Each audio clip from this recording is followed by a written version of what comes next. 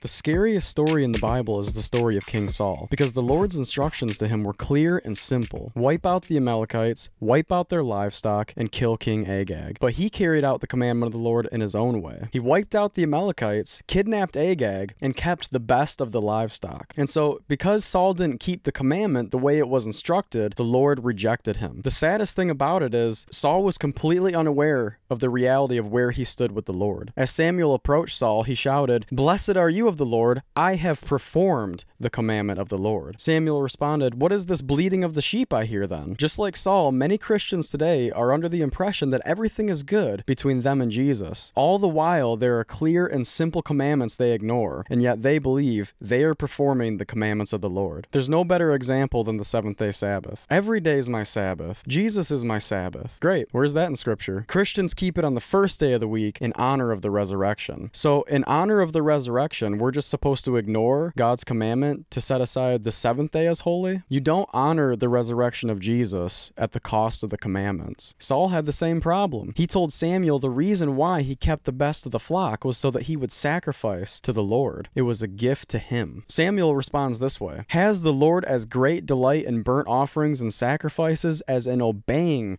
the voice of the Lord? Behold, to obey is better than sacrifices, and to heed than the fat of rams. For rebellion is as the sin of witchcraft, and stubbornness is as iniquity and idolatry." Honoring the resurrection at the cost of the commandment to keep the seventh-day Sabbath holy is not an acceptable sacrifice to God. If you want to honor the resurrection of Christ, live a life of obedience to God the way He instructed.